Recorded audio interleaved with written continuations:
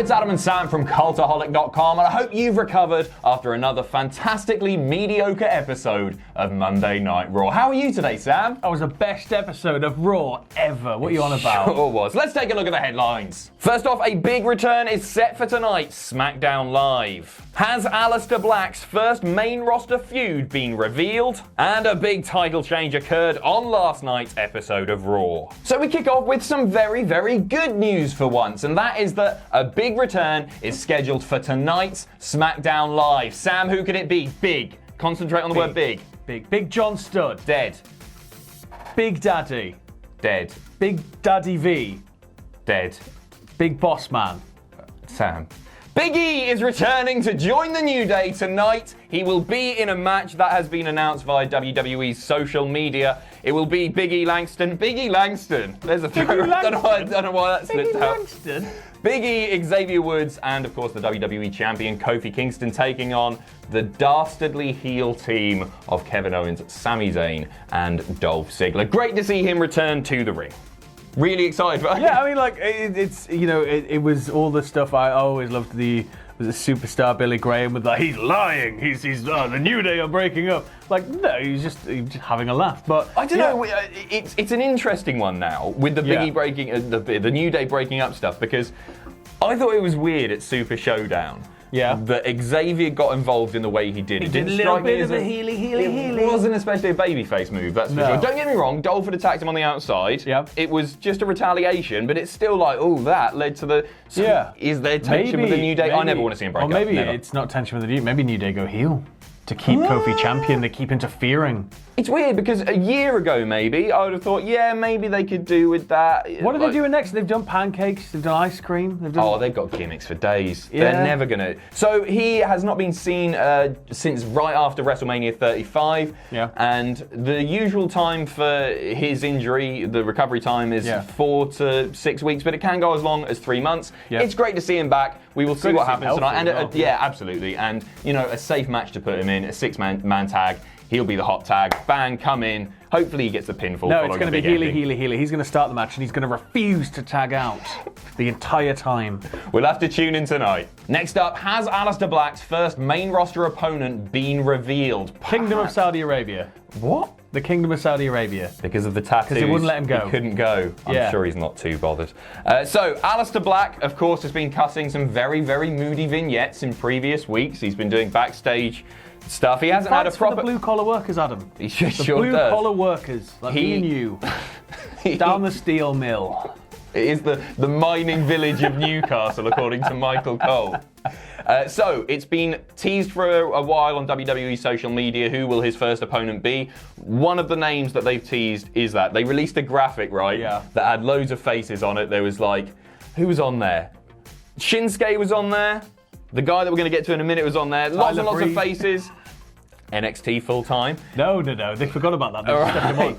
Rusev wasn't on there. Yeah. And he retweeted it just saying, well, I thought it might be me, but I'm not even on the picture or something like that. Anyway, the man in question looks likely to be Randy Orton. This follows... Do it properly.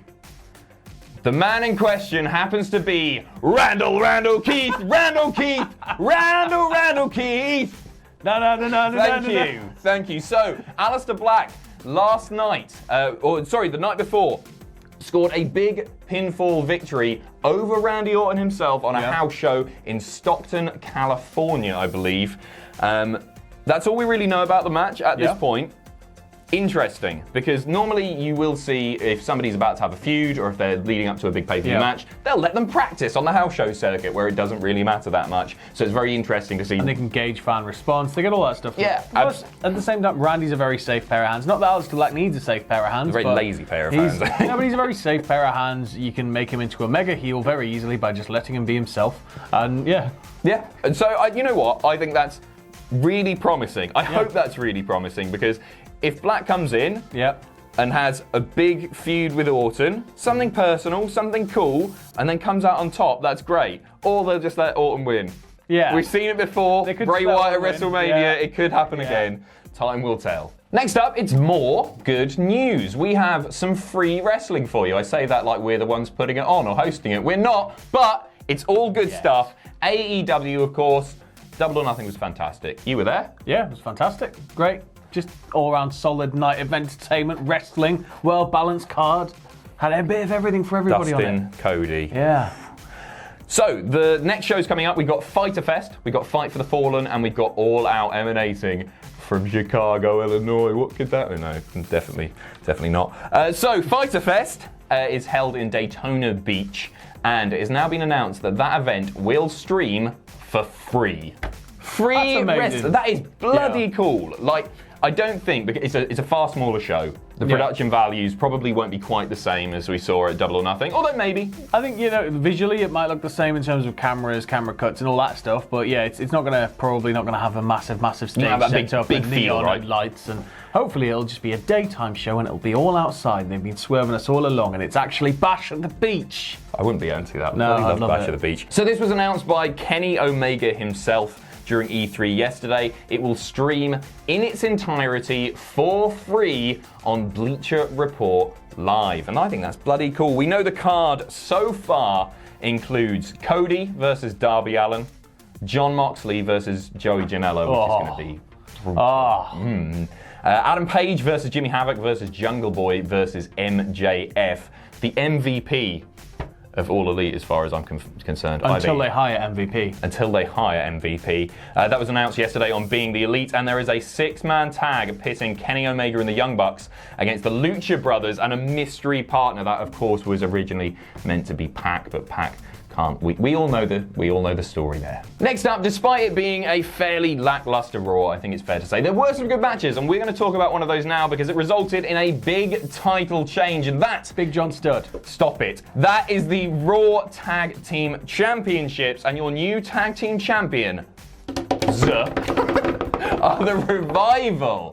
Nice. Yeah, so it was originally announced that nice. we were going to see the Revival challenge for the Raw Tag Belts, Kurt Hawkins, Zack Ryder. Yeah. And then they added the Usos just before Raw started, or a couple of hours before. I guess. Yeah, because the Usos won in the pre-show at Super Showdown. I don't know why they weren't involved anyway, and I thought, oh, okay, maybe that's a swerve. They're putting the belts on the Usos. But no, apparently the plan all along was to put the gold on the Revival. It was a good match. I'm a bit sad about Ryder and Hawkins' reign ending, and not because it was good, but because it wasn't good, and it should have been good. Because I was really invested in the Kurt Hawkins losing streak. It's not even that it wasn't good. It just sort of was nothing. Well, no, they rarely appeared. They rarely defended the belts. It failed to ignite. Like they sort of had it all there. They had a fire built. It was ready to sort of. And they just I think Hawkins' first big win following the streak should have been a singles match. Personally, yeah. I think they diluted that moment just a little bit. Well, that's the thing. He should have been able to good. claw his way up to a normal mid card performer. Yeah. So I don't know. It was just a bit odd, wasn't it? It was. I think it's a great shame. Which isn't to say that I'm not happy about the Revival picking up the win here, because now you're going to probably get Revival Usos, hopefully in something that doesn't involve deep heat and back shaving. There's be a best of 95 series, 50-50 booking. They'll be fine. Yeah, they are literally two of the best tag teams in the world. The Usos are my favourite tag team at the moment. I think they're so good at everything they do. They have had a bit of a hard time since coming to Raw. Their characters don't seem to be quite the same sort of badass, cool, tweener sort of thing. And the Revival are obviously just great, so hopefully we're going to see some good matches. You would assume so, and don't put them on the pissing pre-show, please. And finally, before we go, we have an update to a potential injury on last night's Raw. This has been reported all over the place, that Cesaro suffered an injury during a 6-man tag yesterday. He took the pin yesterday, Ricochet. Hit a lovely big flip, but he connected with Cesaro's legs. Oh, was it the 630?